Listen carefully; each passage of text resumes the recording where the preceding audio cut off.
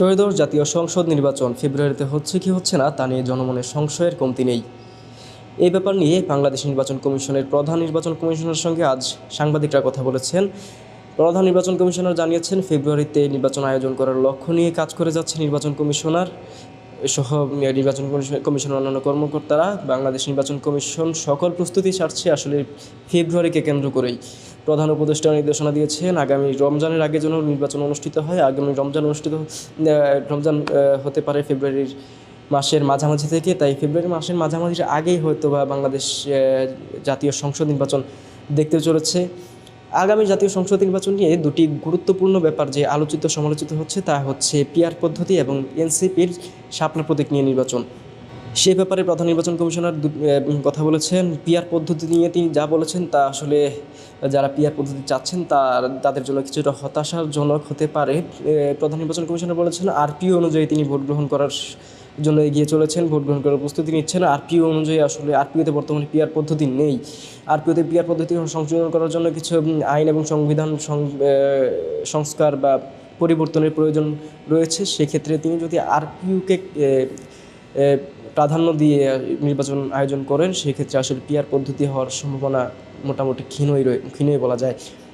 আর যদি পিআর পদ্ধতি নিয়ে রাজনৈতিক দলগুলো ঐকমত্যে পৌঁছায়, সেক্ষেত্রে আমরা প্রশ্ন করেছি, যদি এমনটা হয় তাহলে কি ফেব্রুয়ারিতে নির্বাচন আয়োজন করা সম্ভব হবে কিনা। কারণ এক্ষেত্রে আইন এবং সংবিধান পরিবর্তনের কিছু ব্যাপার রয়েছে। তিনি এই ব্যাপারে কোনো মন্তব্য করতে চাননি। তিনি বলেছেন, এই ব্যাপারটা আসলে তার একার কোনো সিদ্ধান্ত নয়, কমিশনের সিদ্ধান্তের উপর ভিত্তি করে তাকে কথা বলতে হবে এই ব্যাপারে তাই তিনি কোনো ধরনের মন্তব্য করতে চাননি। আর শাপলার ব্যাপারে তিনি একটা কথা বলেছেন যে শাপলা প্রতীক, আমরা এর মধ্যে জেনেছি যে রাজনৈতিক দলগুলোর জন্য যে প্রতীক বরাদ্দের একটা খসড়া তালিকা রয়েছে, সেখানে শাপলা প্রতীক নেই। তাই মোটা দাগে ধরে নিয়ে গিয়েছিল যে শাপলা প্রতীক আসলে কোনো দলই পাচ্ছে না, বিশেষ করে এনসিপি পাচ্ছে না।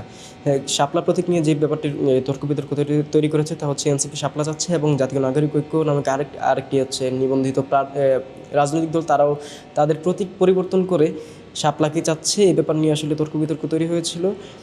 তো তিনি বলেছেন, যেহেতু নেই সেক্ষেত্রে কেউ পাওয়ার সুযোগ নেই। তখন সাংবাদিকরা প্রশ্ন করেছেন যে তাহলে কোনো দলই কি আসলে শাপলা প্রতীক পাচ্ছে না। তিনি আবার বলেছেন যে আমি তো বলিনি যে কোনো দলই পাচ্ছে না। তাই এই ব্যাপারে প্রশ্ন থেকে যায়, আসলে এনসিপি কি আসলেই শাপলা প্রতীক পাচ্ছে না, নাকি কোনো ধরনের সংশোধনের মাধ্যমে তারা শাপলা প্রতীক পেতে চলেছে। তো এই ব্যাপারে প্রশ্ন আসলে প্রধান নির্বাচন কমিশনের সঙ্গে কথা বলার পরেও থেকে গিয়েছে।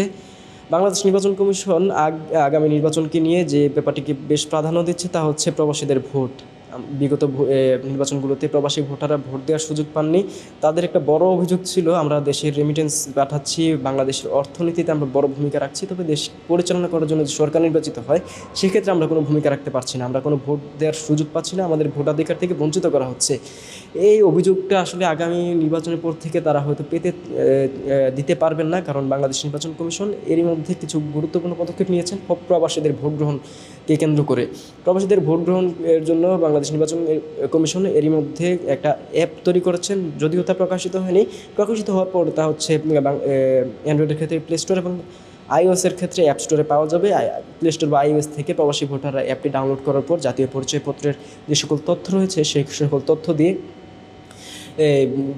নিবন্ধন করতে পারবেন। নিবন্ধন করার ক্ষেত্রে বাংলাদেশ নির্বাচন কমিশনের যে সচিব তিনি জানিয়েছেন, একটা গুরুত্বপূর্ণ ব্যাপারে প্রবাসী ভোটারদের খেয়াল রাখতে হবে, তা হচ্ছে প্রবাসী ভোটার কোন দেশে অবস্থান করছেন এবং সেই দেশের ঠিক কোন স্থানে অবস্থান করছেন সেই ঠিকানাটা উল্লেখ করতে হবে। সেই ঠিকানায় বাংলাদেশ নির্বাচন কমিশন নির্ধারিত একটি সময়ে তাদের জন্য নির্দিষ্ট ব্যালট পেপার পাঠিয়ে দেবেন। তবে নির্ধারিত সময়টা আসলে কখন হবে সেই ব্যাপারে তিনি কোনো তথ্য দেননি। এইখানে একটা গুরুত্বপূর্ণ ব্যাপার আপনাদেরকে জানিয়ে রাখতে চাই, গতকাল 24 সেপ্টেম্বর 2025 তারিখে প্রবাসী ভোটার এবং লন্ডন হাই কমিশনের সঙ্গে বাংলাদেশ নির্বাচন কমিশনের একটি অনলাইন মতবিনিময় সভা ছিল। সেইখানে নির্বাচন কমিশনের কর্মকর্তা বলেছেন যে তফসিল ঘোষণার আগেই প্রবাসী ভোটারদের যে ব্যালট সেটি পাঠিয়ে দেওয়ার ব্যবস্থা করবে নির্বাচন কমিশন। এখন আপনাদের মনে প্রশ্ন আসতে পারে, তফসিল আসলে কবে ঘোষণা করা হচ্ছে। আজ বাংলাদেশ নির্বাচন কমিশনের প্রধান নির্বাচন কমিশনার জানিয়েছেন, ভোট গ্রহণের যে তারিখ নির্দিষ্ট হবে সেই তারিখের ঠিক 60 দিন আগে তফসিল ঘোষণা করবে বাংলাদেশ নির্বাচন কমিশন।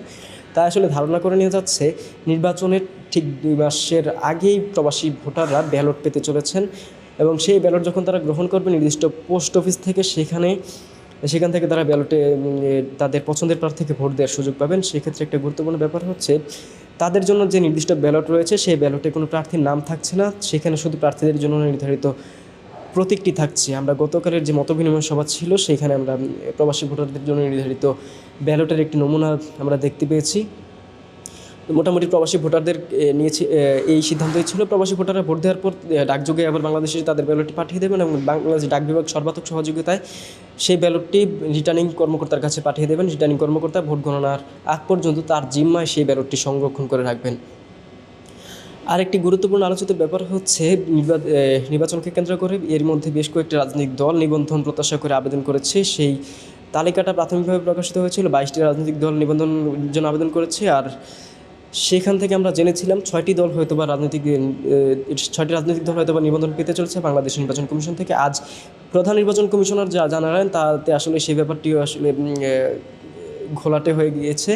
প্রধান নির্বাচন কমিশনার বলেছেন এটি তার একার সিদ্ধান্ত নয়। তিনি যে বিলম্বের রাজনৈতিক দলগুলো নিবন্ধন তালিকা প্রকাশের ব্যাপারে বিলম্ব হচ্ছে তার ব্যাপারে জানিয়েছেন যে রাজনৈতিক দলগুলো নিয়ে কিছু অতিরিক্ত তথ্য নির্বাচন কমিশন সংগ্রহ করছে। সেক্ষেত্রে গোয়েন্দা সংস্থার কোনো সহযোগিতা তারা নিচ্ছে না, তারা তাদের নিজস্ব পদ্ধতিতেই রাজনৈতিক দলগুলোর ব্যাপারে অতিরিক্ত তথ্য সংগ্রহ করছে। সেই তথ্যগুলো সংগ্রহ করার শেষে নির্বাচন কমিশনের সভা হবে এবং কমিশন সভা শেষে কমিশনের সিদ্ধান্ত অনুযায়ী তারা রাজনৈতিক দলগুলোর মধ্যে কে নির্বাচন কমিশনের নিবন্ধন পাচ্ছে সেই ব্যাপারে সেই তালিকাটা প্রকাশ করবেন। নির্বাচন কমিশন থেকে মোটা দাগে এই ছিল আসলে সবশেষ তথ্য। নির্বাচন কমিশন থেকে বাংলা নিউজ 24-এর পক্ষ থেকে আমি যুক্ত ছিলাম শাহাদাত হোসেন কিফাত। পরবর্তী তথ্য জানার জন্য আমাদের সঙ্গে যুক্ত থাকুন।